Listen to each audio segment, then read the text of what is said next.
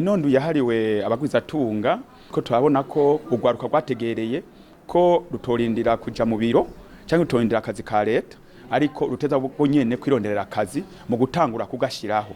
Nico gituma uno munsi ndashobora kwemeza ko mu Burundi urwaruka ruko rahurumbira kuba Abarwizatunga koko.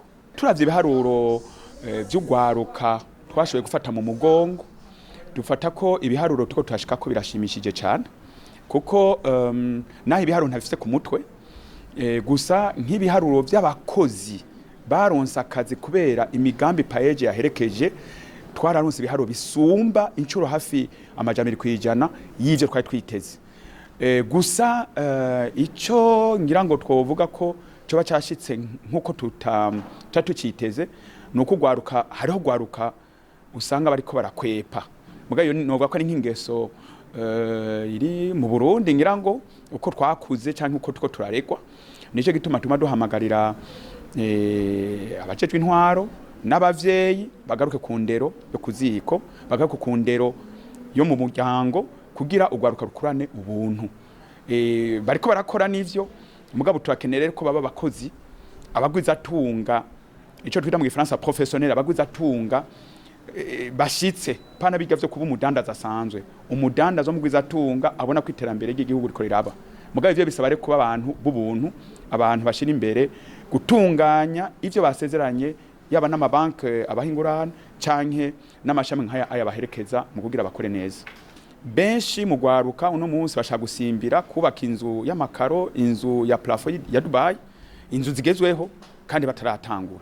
Kenshi rero benshi bakwepa kuko bashaka gutunga n'ingoga bagaca bashaka y'amafaranga baguranwa canke bahawe na leta biciye muri ajya mbamake y'ugwaruka canke muri imigambi y'ugwaru ya leta ifasha ugwaruka ukabusanga bashaka kuca bakwepa baciye muri ubwo buhinga. Nico gituma rero buduhimiza ugwaruka gukorera mu mashira hamwe, gukorera mu makoperative cyane cyane kugira bacungane hagati yabo.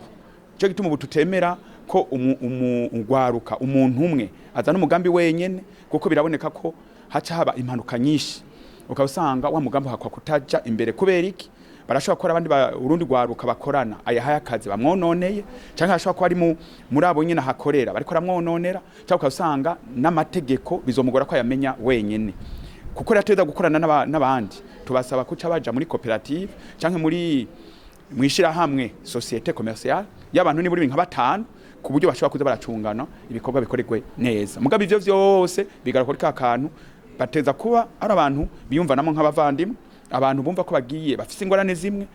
Ugwaruka umujene kanaka ntafata amafaranga y'abandi ngo ayibe ayacomokane, yumve ko acomokanye amafaranga bari gukoresha n'abandi bagenzi ko nawe nyene ariko arahemukira abo bagenzi biwe, ariko arahemukira igihugu ciwe kandi ariko arahemukira n'Imana yamuremye. Hari abahunga bagahungana amatungo y'igihugu muri zo ngurane baba baronse canke bagasanga bagiye gukora ibindi batatanze kuko muri ca gitabo twita plan d'affaires ca gicapo c'umugambi bahamagare kwanza gukora haba arico baba bishinze baba bavuze ko bazokora. Muri ico gihe namba ari banki, namba ari ishira hamwe ribafasha nk'ibanki y'ugwaruka canke nkuko kwa paeje ugasanga twe twafatiye kuco berekanye mugabo bagera hariya gukora bagaca bakora ibindi tutavuganye nuko n'ugukwepa kwasanga bashatse kwiyorohereza nka twebwe ntitutanga ingurane kubadandaza canke nkuko bagendesha amapikipiki mugabo usanga nk'umujene twahaye amafaranga yo kurima acagura ipikipiki acaja mu ibarabara nkaho urumva bayakwepesheje kandi mu mwanya muto yarahomba kuko abariko arakora ibintu tutavuganye kandi bica bitugora rero kugira ibiharuro vy'ingene Burundi ko ratera imbere muri bica nk'ibiriya kuko usanga hari ibintu ariko arakora mu kinywa bitwe tutazi. Guhomba biri mu mico ibiri, hari uwuhomba kubera atakoze ivyo twavuganye n'uwuhomba yarakoze akakora n'ubuntu mugabo agahomba bitamuvuye ko nk'ubu habaye uruzuba canke habaye ibihe bihinduka imvura. Rero kuwuhomba bitamuvuye ko byavuye kwihinduka y'ibihe uyo turamuherekeza n'ubundi n'indi ngurane tukayimuha kuko tuba n'umutahe w'ibanze sini ngurane nkujya kwa mabanki n'umutahe w'ibanze tumuha kugira ashobore kuba umugwizatunga koko kugira tumutegure kuzoza kurondera ingurane mu mabanki.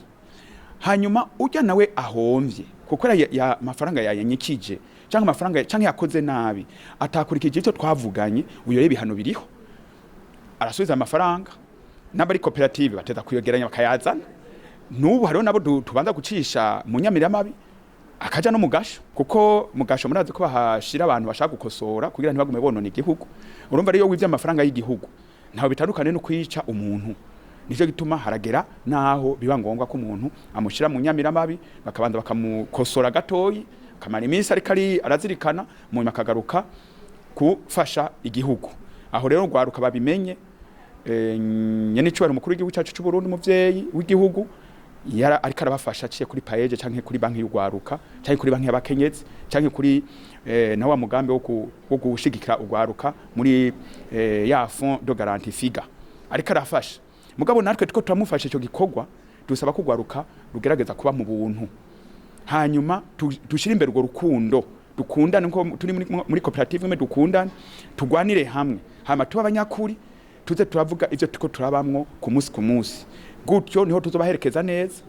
Ugize ibibazo vraiment tamuvuye ko ntitumuta, turabandanya tumufasha. Mugabo uwigize umugumutsi muruvo mugumutsi nawe arahanwa nk'umugumutsi nyene.